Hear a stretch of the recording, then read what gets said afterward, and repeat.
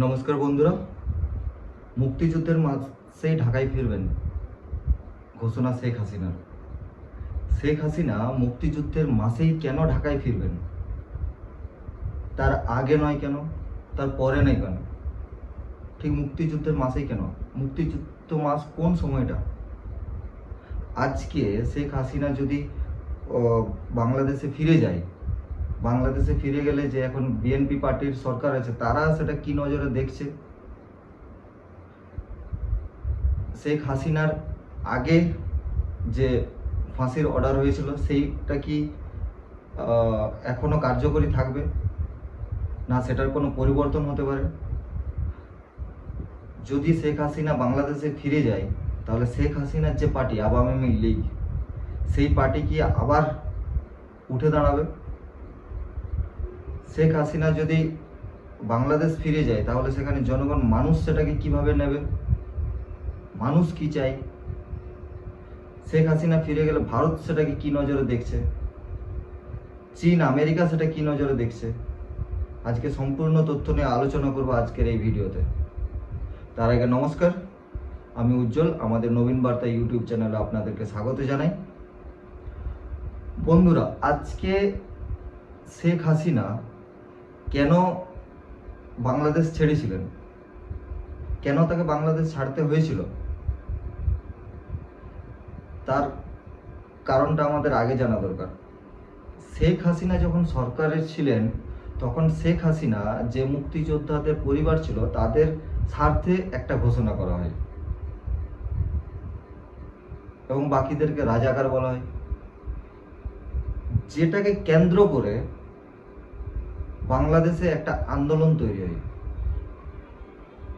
এবং আন্দোলন তৈরি হওয়াতে শেখ হাসিনা কিন্তু তাদেরকে, পুলিশকে, যে প্রশাসন ছিল সেই পুলিশকে কিন্তু অর্ডার দেয় যে যারা আন্দোলনকারী রাজাকার তাদেরকে যেন গুলি মারা হয়।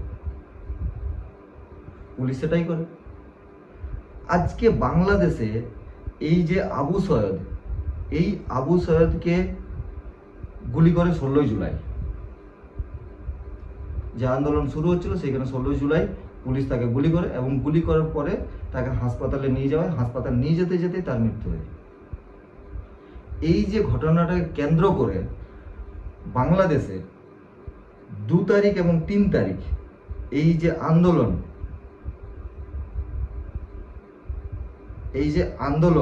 এই আন্দোলনটা কিন্তু তৈরি হয় বাংলাদেশে, ব্যাপক পরিমাণে তৈরি হয়। শেখ হাসিনা সরকারকে উৎখাত করতে চাই এইরকম একটা আন্দোলন। আওয়ামী লীগের যে পার্টির সদস্যরা ছিল, তারা নিজেদের জীবনের একটা ভয় সেই সময় চলে আসে। সব থেকে বড় কথা, শেখ হাসিনা নিজে ভয় পেয়ে গেছিলেন তার জীবনকে নিয়ে। সে বাংলাদেশে যদি থাকে আদৌ সে বাঁচবে কিনা। আজকে যে আন্দোলনটা তৈরি হয়েছিল, সেই সময় যে আন্দোলনটা তৈরি হয়েছিল 2 তারিখ 3 তারিখে, সেই আন্দোলন দেখে শেখ হাসিনাও কিন্তু হয়েছিলেন। তারপর যখন আন্দোলনটা বাড়তে শুরু করে, শেখ হাসিনা নিজের জীবনে বাঁচার জন্য সে একটা অন্য দেশ বেছে নেয়, যেখানে সে বাঁচতে পারে। আমেরিকা গেলেও কিন্তু আমেরিকা তখন যে আওয়ামী লীগের বিরুদ্ধে যে প্রতিবাদটা শুরু হয়েছিল, তাদেরকে আমেরিকা সাপোর্ট করছিল। চায়না যাওয়ার মতন সাহস পায়নি বাকি কোনো দেশ। তার সেফ ফিল হয়েছিল ভারতবর্ষ। আজকে এই যে হেলিকপ্টার, এই ছবিটা হচ্ছে সেই দিনের ছবি যেদিন শেখ হাসিনা বাংলাদেশ থেকে ভারতবর্ষে এই হেলিকপ্টারের মাধ্যমে এসেছিল। কারণ শেখ হাসিনা শুধু এটাই প্রথমবার ভারতে আসে নাই। যখন মুক্তিযুদ্ধ চলছিল, মুক্তিযুদ্ধ শেষ হওয়ার পর তারা তো, শেখ হাসিনা এবং তার বোন দুজনেই ইংল্যান্ডে থাকতেন, এবং ইংল্যান্ডে থাকার পরও তাকে কিন্তু সেখানে মারার চেষ্টা হয়েছিল। তখনও কিন্তু ভারতবর্ষ শেখ হাসিনা এসেছিলেন আজকে এই নিয়ে দ্বিতীয়বার নিজের জীবন বাঁচানোর জন্য। আর ভারতবর্ষ অতিথি দেবো ভব, এটা সব দিন মেনে চলে। কোনো কেউ যদি একটা ভারতবর্ষে আসে নিজের জীবন রক্ষা করার জন্য, ভারতবর্ষ কিন্তু কখনোই ফিরিয়ে দেয় না। সেটা শেখ হাসিনার সময় দেখেছি কিছুদিন আগে, তার আগে দালাই লামা যখন এসেছিল, তিব্বতের ঘটনা, সেটাও দেখেছি। যাকে সেসব কথা, সেটা অন্য কোনো ভিডিওতে আলোচনা করা হবে। শেখ হাসিনা আসার পরে যখন ভারতবর্ষ চলে এলো তখন কি হলো? ছাত্র নেতাদের মধ্য দিয়ে যে আন্দোলনটা গড়ে তুলেছিল, পুরো সরকারকে উৎখাত করে দিল আওয়ামী লীগের। এরপর তো সরকার গঠন করতে হবে। তখন একটা অন্তর্রাষ্ট্রীয় সরকার গঠন হলো, সাপোর্ট করেছিল আমেরিকা, চায়না, সবাই। একজনকে বসিয়েছিল, সে হচ্ছে ইউনুস। এই ইউনুস খানকে আমরা কিন্তু দেখেছি যে কি রকমভাবে সে সে কিন্তু কোনো জনগণের মাধ্যমে আসেনি। তাকে শুধু মনোনীত করা হয়েছিল যে যতদিন না সরকার গঠন হচ্ছে ততদিন পর্যন্ত সে যেন এখানে চালাই সরকার। সেটাকে নিজের মনে করে আমেরিকার সাথে কীরকম সম্পর্ক তৈরি করেছিল, আমেরিকাকে কি বিক্রি করে দিয়েছে দেশের সম্পদ, তা আমরা দেখেছি, বা কোনো একদিন অন্য ভিডিওতে আলোচনা করব এই বিষয়ে। ইউনুস খানের একটা সরকার বাংলাদেশকে চালানোর জন্য তৈরি হলো। ইউনুস খান তথাকথিত প্রধানমন্ত্রীর ভূমিকা গ্রহণ করার পর অনেকগুলো আইন তৈরি করলো শেখ হাসিনার বিরুদ্ধে। শেখ হাসিনাকে যেন ফাঁসি দেওয়া হয়, সেই নিয়ে অর্ডার দেওয়া হলো। কোর্ট থেকে যথারীতি অর্ডার বেরিয়ে গেল যে যেন শেখ হাসিনাকে ফাঁসি দেওয়া হয়। এরপর আওয়ামী লীগের যে নেতাগুলো ছিল তারা অনেকে দেশ ছেড়ে পালায়, অনেকে তারা নিজের জীবন বাঁচানোর জন্য আত্মগোপন করে, যে কোনো জায়গায় লুকিয়ে যায়, অনেকে বিদেশ চলে যায়। এইভাবে আওয়ামী লীগের পার্টিগুলো তারা যে পার্টির লিডার ছিল তারা কিন্তু এইভাবে নিজেদের জীবনকে রক্ষা করেছিল। এখন প্রশ্ন হচ্ছে যে শেখ হাসিনা তাহলে মুক্তিযুদ্ধের মাসেই কেন ফিরে আসবে? মুক্তিযুদ্ধের মাসেই তার আসার কারণ কি? দেখুন, মুক্তিযুদ্ধটা হচ্ছে বাংলাদেশের জীবনের একটা কি বলবো, স্বাধীনতার, পাকিস্তান থেকে স্বাধীনতার যে লড়াই, সেটাই ছিল তাদের মুক্তিযুদ্ধ। এই মুক্তিযুদ্ধে পাকিস্তানের ভারতবর্ষের সহায়তায় যে জিতেছিল সেটা তো আমরা সবাই জানি, যে 16 ডিসেম্বর 1971 সালে এই যে পাকিস্তানের সাথে বাংলাদেশের যে বিচ্ছেদটা ঘটে, এইটা কেন্দ্র করেই বাংলাদেশের মানুষের মনে কিন্তু একটা জায়গা জুড়েছিল যে আজকে আমরা সম্পূর্ণভাবে স্বাধীন হলাম। কারণ পাকিস্তান বাংলাদেশের মানুষকে, বাংলাদেশের মহিলাকে কিভাবে অত্যাচার করেছিল, এই অত্যাচার থেকে বাঁচার জন্যই তো মুক্তিযুদ্ধ শুরু হয়েছিল, মুক্তিযোদ্ধা তৈরি হয়েছিল। আর এটা লিড করেছিল মুজিবুর রহমান। এই মুজিবুর রহমানের এই মেয়ে হচ্ছে শেখ হাসিনা। তো শেখ হাসিনা একটা ব্যক্তিগত চাওয়া হতে পারে যে মুক্তিযোদ্ধার যে মাস, মুক্তিযুদ্ধের যে মাস, যে মাসে তারা স্বাধীনতা লাভ করেছিল, সেই মাসে সে ফিরতে চায়। দেখুন, এটার অনেকগুলো কারণ হতে পারে। এক তো হচ্ছে তার একটা ব্যক্তিগত, সেটা আমরা জানলাম যে ব্যক্তিগত কেন, মুজিবুর রহমানের মেয়ে বলে সে তার একটা ব্যক্তিগত সম্পর্ক। এটা মুক্তিযুদ্ধকে কেন্দ্র করেই কিন্তু আওয়ামী লীগ সরকার গঠন হয়েছিল। তাহলে শেখ হাসিনা মুক্তিযুদ্ধের মাসেই যদি ফিরে যায়, ডিসেম্বর মাসে, এই 16 ডিসেম্বর মাসটাকে তারা মুক্তিযোদ্ধার বা মুক্তিযুদ্ধের মাস মনে করেন না, এই মাসটাই হচ্ছে মুক্তিযুদ্ধের মাস হিসেবে তারা বেছে নিন। এবং এই মুক্তিযুদ্ধের মাসে যদি ফিরে যান, তাহলে একটা রাজনৈতিক বার্তা দিতে চাইছে যে তাদের যে রাজনৈতিক দল আছে, সেই দল কোনো টলমলে দল নয়, তারা ফিরে আসতে চাই। এবং জনগণকে বলতে চাই যে আমরা যেভাবে মুক্তিযুদ্ধের সময় লড়াই করেছি, আমরা আজও লড়াই করছি, ভবিষ্যতেও লড়াই করে যাব। এটা একটা আওয়ামী লীগ পার্টির একটা সংকেত হতে পারে, একটা বার্তা হতে পারে, যেটা জনগণের কাছে পৌঁছাবে। আজকে যদি শেখ হাসিনা ওখানে ফিরে যায়, তাহলে জনগণ সেটা কিভাবে মেনে নেবে, বা বর্তমান যে সরকার বিএনপি আছে তারা কি এটাকে মেনে নেবে, কিভাবে মেনে নেবে? কারণ ইউনূসের সময় আমরা দেখেছি যে শেখ হাসিনাকে একটা ফাঁসির অর্ডার দেওয়া হয়।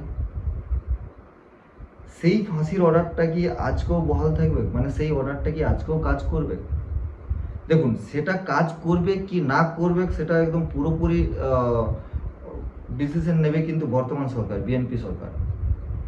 বিএনপি সরকার বাংলাদেশের যে আছে এখন বর্তমানে, তারা ডিসিশন নেবে যে তার কি আইনি মামলা আছে।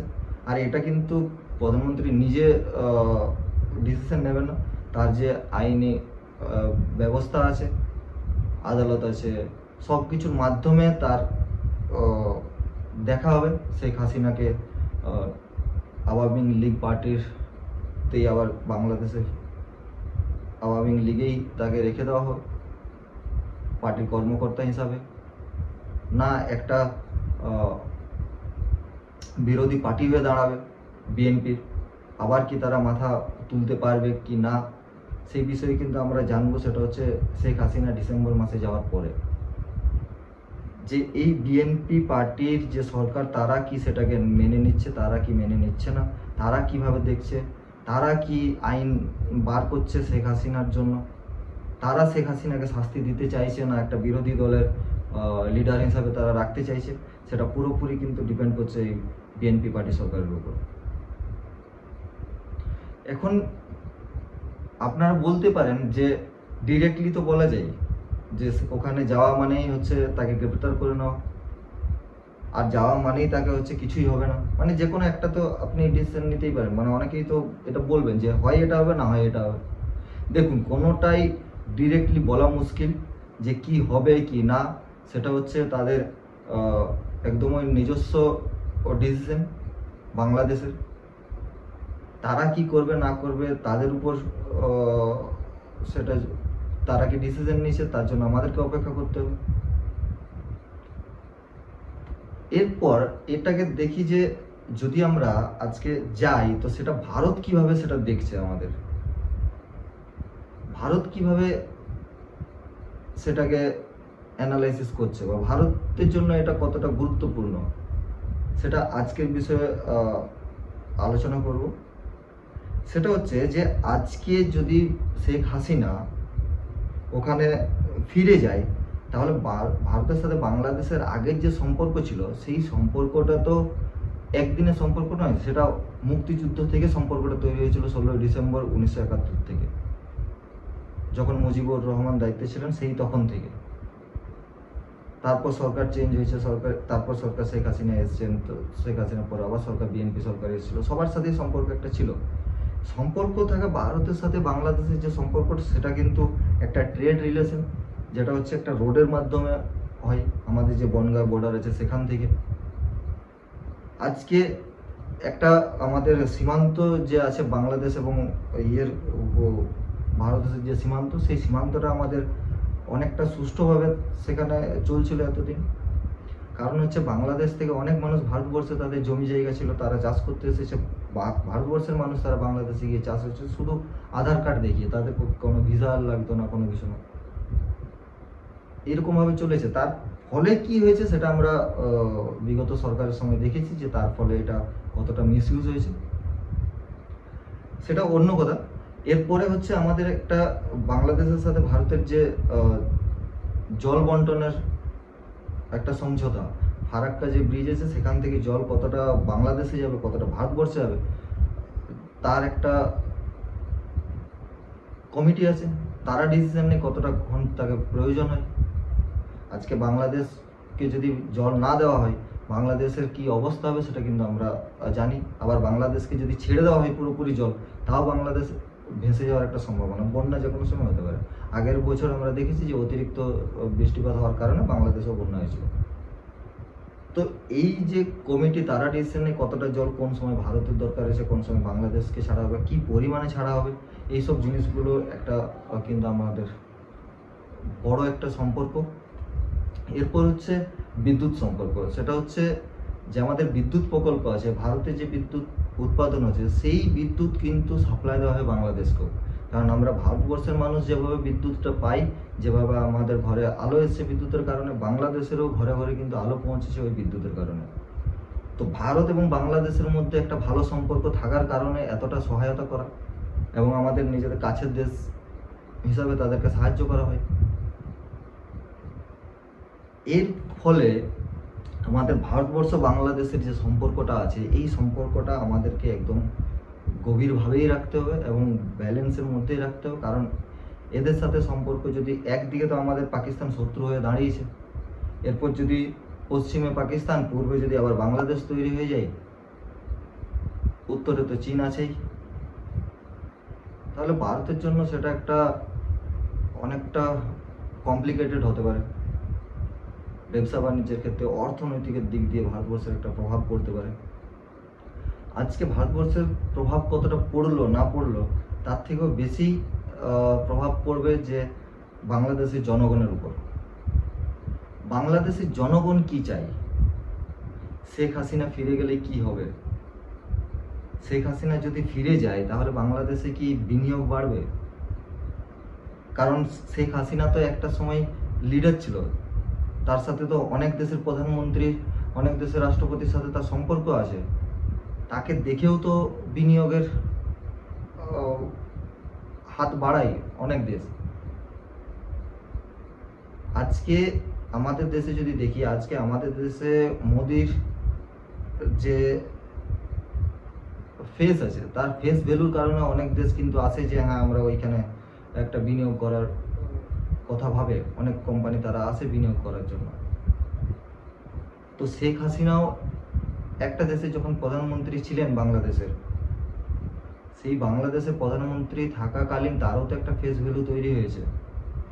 তার কারণে কতটা বিনিয়োগ আসতে পারে, আবার না বিনিয়োগ চলে যেতে পারে, সেখানের আইন শৃঙ্খলা কীরকম থাকবে, সেখানে প্রশাসন কীরকমভাবে থাকবে না, যে যদি শেখ হাসিনা ফিরে যায় তাহলে আওয়ামী লীগ যে পার্টি আছে শেখ হাসিনার, সেটা তো আবার স্ট্রং হবে। তাহলে সেই পার্টি স্ট্রং হলে যে বিএনপি পার্টি আছে তাদের সাথে মানে কি বলবো, একটা বিরোধী দল হয়ে থাকবে না, তাদের সাথে একটা অশান্তি তৈরি হবে। সব কিছু জানা যাবে ডিসেম্বরের পরে।